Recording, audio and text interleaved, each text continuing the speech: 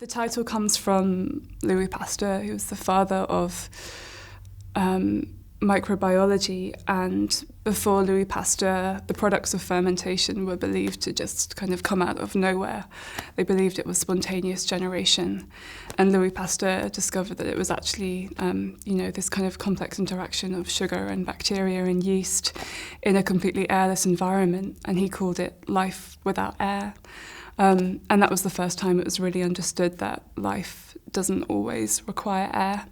And so that became kind of an organising principle for the book in looking at scenes and characters who might be said to live in airless environments or relationships, but finding kind of pockets of resistance within those.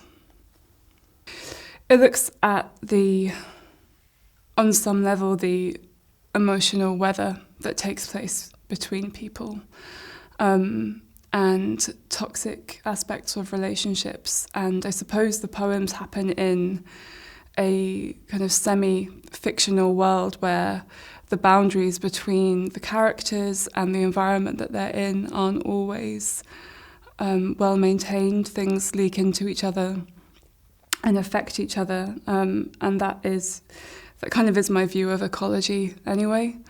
And air became, when I was putting the book together, air became this kind of organising principle, not just as a metaphor for what happens in the air between people, also in a very literal sense as the kind of the medium or the membrane that connects everyone, which, it's the way that we survive, but it can also be polluted, and we take things in from the air and from each other. And so the book is concerned with those kind of permeable states where often we're enmeshed in things or drawn to things that might harm us, or we might be doing harm through them.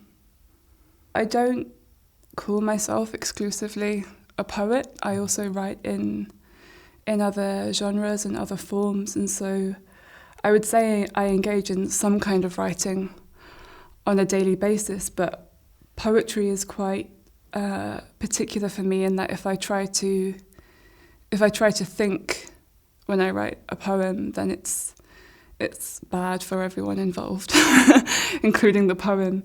So you almost have to wait until you can write without thinking, and that state of trust and receptivity is, depending on where you're at in your life, can be quite hard to cultivate. I think so much of daily life encourages you to reduce complexity to very simple, livable forms and ways of doing things, and that's not really the world that we live in. The world is very complex.